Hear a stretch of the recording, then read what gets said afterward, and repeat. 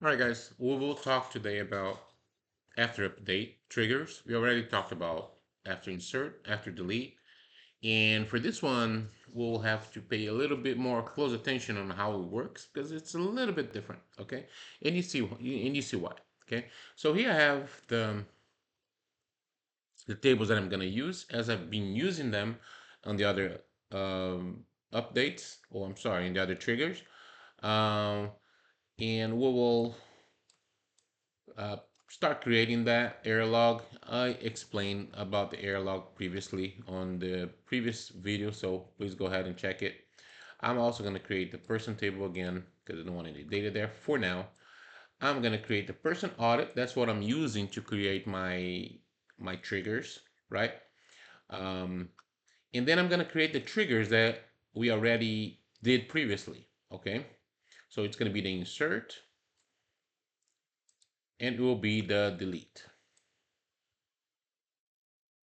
Okay, so to check those out, make sure you go back to the video, to the other videos, okay?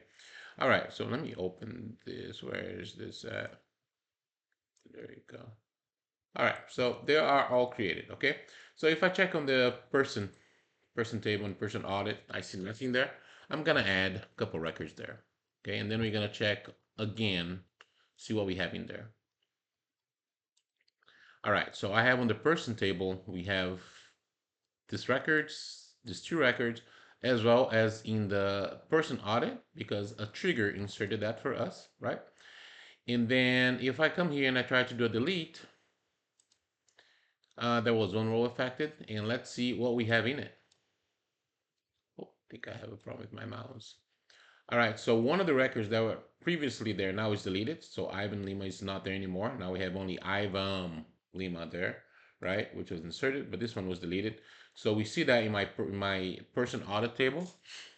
Great.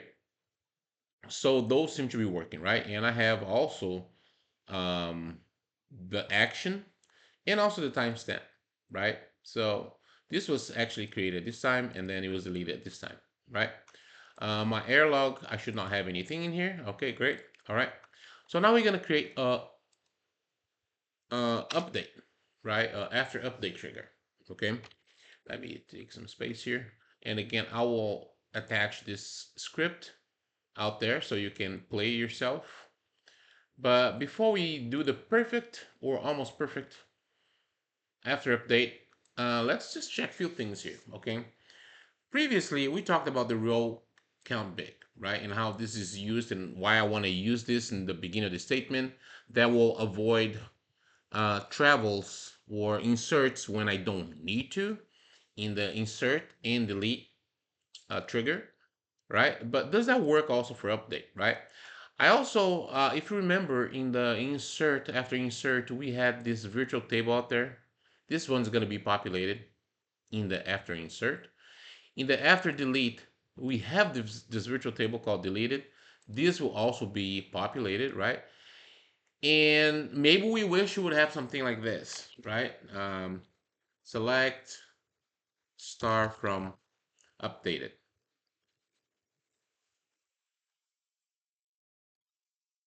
We don't have that. As you can see, there's nothing like that in here, right?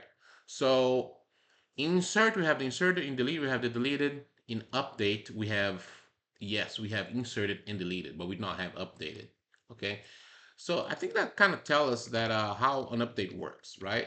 An update is so intensive that it, in fact, has to do a select to be able to pick up the data that it wants to do an update, and probably does a deletion, keeping the cluster or all the columns that it's not being updated, and then it does an insert, right? So that's how intensive is update, and that's one of the reasons why we have to be careful when we dealing with triggers with update, because they are great, but they can degrade your system quite a bit, okay? So I don't know if I run this, but let me run again, and I want to see what's going to happen. So I know I have a person there with first name Ivan, this one, right? And let me take this out here so we can double check here again what we have in there. So if I check this here, Yeah, I still have this in here in there, right? So I want to make an update on this person here. But as you can see, what I wanted you to notice here though is a couple things, right? One, I wanted to notice what's going to happen with this. And let me also put something in here. Let me put something I didn't, oh, I think I have down here somewhere. I'm just, okay, yeah, that's what I had. But I'm going to change this a little bit. I want to see if this is going to get kicked. Okay. Once I run the update, right? So this is gonna be T for trigger, U for update. Person trigger was called, and I'm just gonna put until was called. All right, so let me run this again, and let me do an update now. So again we know that Ivan with this weird M at the end and everything is there. So I'm gonna try to do an update with that, but in fact I'm not gonna really do an update. I'm calling an update statement, but nothing is changing, right? I'm keeping the same last name, right? So when I run this, let's see what's gonna happen. So we see that we had something here called, we have something else called, and then I have also this here that's empty, right? And if I go to messages, I don't see any message here or anything telling me that nothing was updated or was updated. So what does that tell me? It tells me that this guy here is not getting called. Why is that? The reason is when we send an update, it will try to do an update. Uh, you might be changing or not any column, it will send the update. So an update is gonna happen no matter what. But I didn't change anything. Doesn't the database doesn't care, right? So this is what you have to do, okay? Because we don't want that to happen, right? We don't want that to we if an update doesn't happen, why would I even want to try to update, right? If we have the code in a store procedure, for example, it's very simple and easy for us to go there and check it and make sure there's no updates and only call the update statement if there is in fact an update, right? But sometimes that's not the case, right? Sometimes the code is inside of the SQL code is inside of an application, right? It's inside of a ORM, so we have no way to really control that unless we're the ones doing the code behind, right? But as a database developer, I can actually say, you know what, I don't want to I want to be defensive and say, okay, since I don't know where that's coming from, I kind of have to manage that to make sure that I'm not going to make any updates, especially in the trigger, if I don't have to, right? But we just saw that this doesn't work because as I send the update, boom, it's going to try to do the update, right? But this, look at this. This is coming from the inserted table, inserted virtual table, right? And this is also coming from the inserted. And as we can see, they're the same because there was no change. Okay. And I'm going to show you in a bit that what happens when there are changes. Okay. So uh, we see those two coming. But here for this last one here, I'm doing an accept, right? Because I want to see what's the difference. And what the accept does, if you don't know, is just going to pick up whatever is in here, and if it's not in here, it's going to display it, right? Just imagine this as a union. When we have a union, we can just combine things together. An accept is like, hey, whatever's in here, if it's not in here, pick it up, right? Another way to do this would probably be using where not exists. So there are a few ways to do this, right? I think this one is the simpler. And since I know there's not a lot of data in here, or it shouldn't, it's safe to use an accept here, okay? But if you think that's going to be a trigger that's going to be using a lot of data or a lot of things are going to come into the insert and deleted, you might have to rethink that and use another approach. But for the purpose of this is fine, okay? And that's what I usually use. So here we have, so in here, it didn't pick up any change, right? So maybe I can start using that in my favor, right? Let me do one more thing here. Let me actually change the last name here now to just Lim, okay? So if I do that, we'll see what's gonna happen there in that trigger. Okay, so we saw that in messages, we still don't have this being kicked. So it means that, I mean, it's recognizing that something happened, right? So a statement with some type of transaction happened. So this is going to be one based on this update. And then in the results, now I see the inserted. So we can see that the inserted is the new record or the update. The deleted is what it used to be, okay? And the except now brings me whatever was that whatever it's inserted that's not in the deleted, right? So it brings me the actual update, right? Like what is being updated.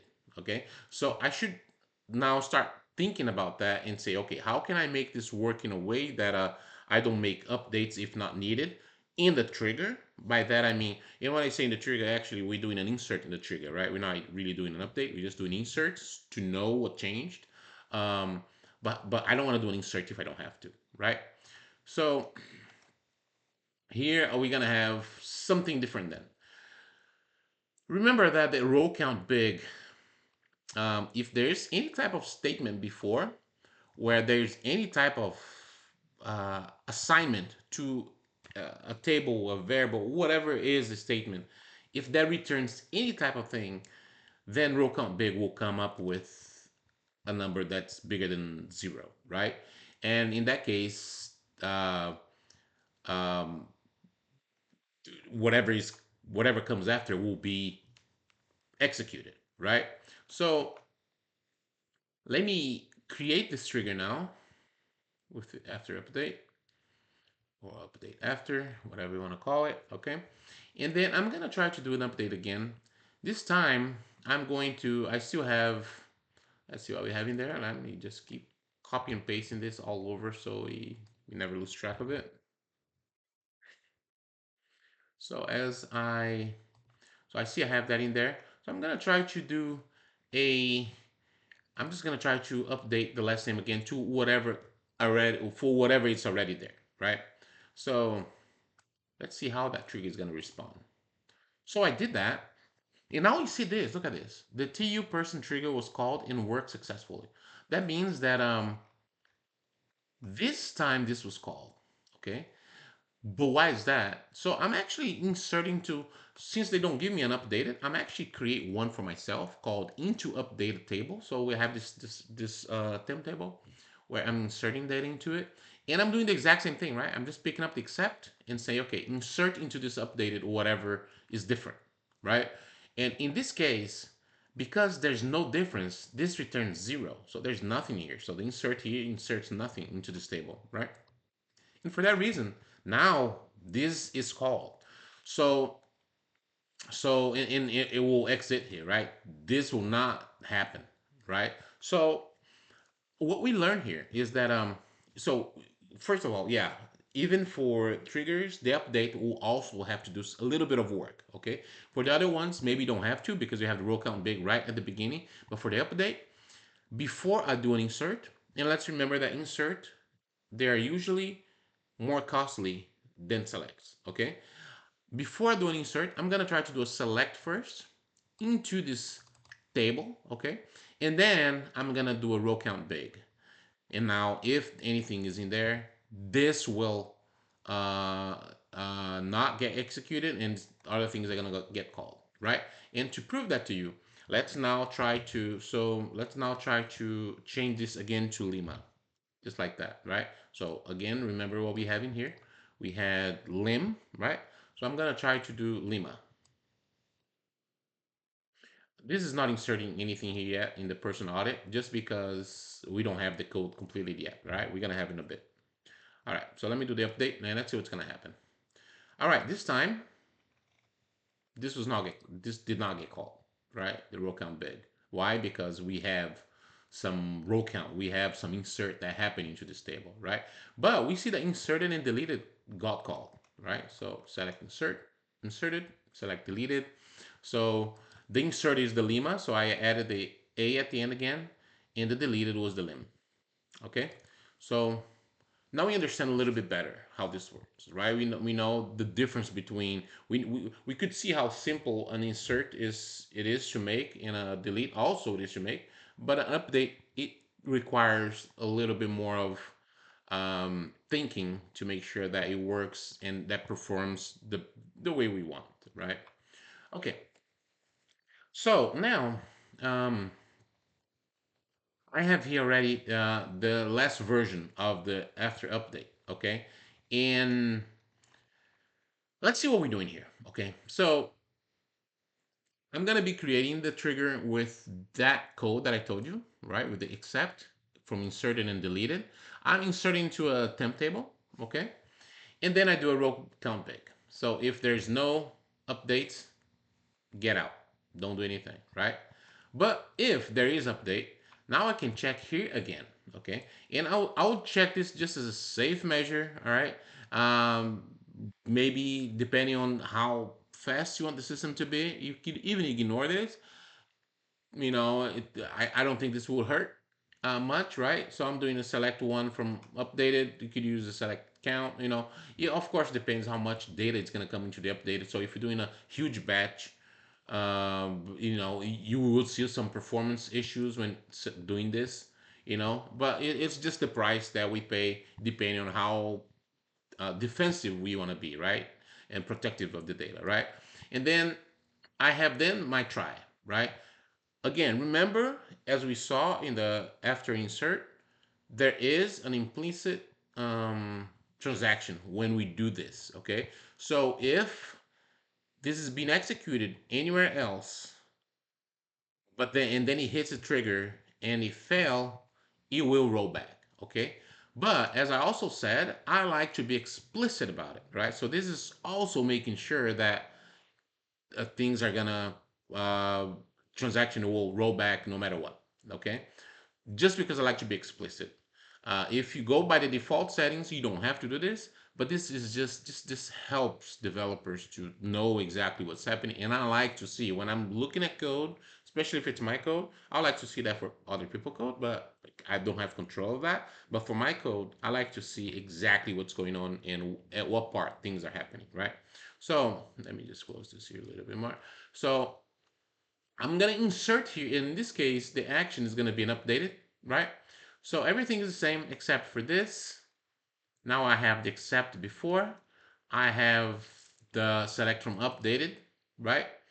I already know the insert and the delete is gonna be populated if there's any type of um, update, right? And then everything here is the same as we did before for insert and updated, right?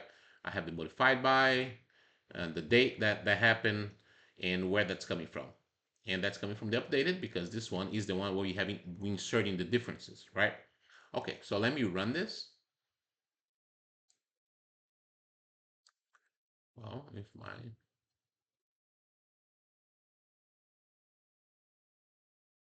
all right, and then I have here just a as I as I did in the past, a small script where since this is not a sub procedure, I could be using this for sub procedure.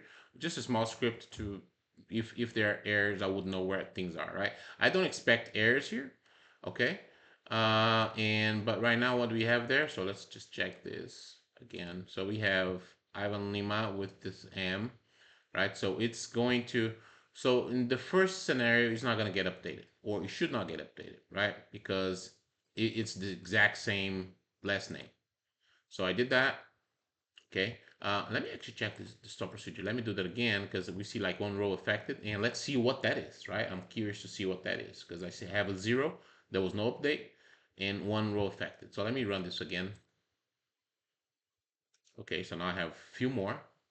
That's fine. And let's see. So the first one is for the update itself, right? And again, it did the update, right? Like I said, if we don't uh, tell it not to do it, check it first, it's gonna do the update. The second one is it's doing that except, right? So it's checking that out, okay? And in that case, nothing is gonna be coming, right? Because there's no update. And what else do we have in here? Oh, we only have those two. Those are the only two that coming from the from this, right? And we probably have some more because of declare. There's some other things here that could be triggering all these messages here, right? But what I really care the most are those two parts. And it's when it checks into this select starting to update it from um, Oh no, actually, this leave. Let me see. What else do we have here? Oh, I don't have a message here. Hold on. Let me. Oh, I don't have to put in here, but let me put it again. So just to make it so that this is very clear. If I have this in here and I don't put anything, that message will probably display, and I prove it to you. Hold on. Oh, this now I have an error. Oh, okay.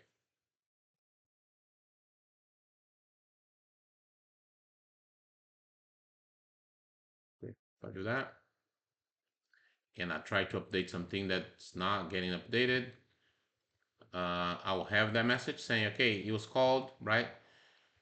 So we stop right there, but the execution plan tells me that an update was it was tried, right? And the select accept also came in, and this one is actually even more expensive than this update here itself, right?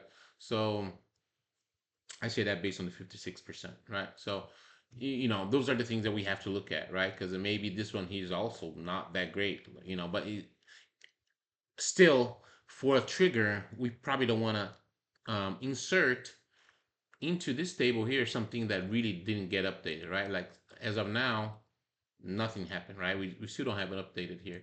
But let me remove this. I don't need this. I'm gonna do an update now for something that exists. Okay, and then we'll see. Oh, all right, let me run this trigger again. And now I'm gonna change this to so what we have in there, so Lima, so I'm just gonna change again to A, just like that, and just lim, right? And then execute. Now we have a bunch of things that happen, right? If I come here, we're probably gonna be able to see all the things that got executed. So we had like 4 things. We have the first update, then we had the accept, select from delete, and from insert and delete, and then we had the select one from updated, and then we had the last updated item in the person audit, right? And if I come here, then I can see that one in there, right? I see that this guy was inserted at this date, in this time, and now it was updated at this time. Okay. So you can now play with this and see, like just try to insert more records and see how that works, and then try to delete since you already have all the after insert, update, and delete, and then see how see how that works, and also, I mean, I only have this record because I didn't delete, right? I could delete that, and this would come up here, and this would be 0. Now I have a audit table with changes of names for auditing purposes. Okay, so again, I'll leave this script on my GitHub. I'm gonna put the link down here in the description so you can go there and pick it up and try it yourself, make changes, play with it, break it, do whatever you want with it. And I'll come up later on with a different trigger, which we're gonna be talking about instead of triggers next time. Thanks, guys. Talk to you later.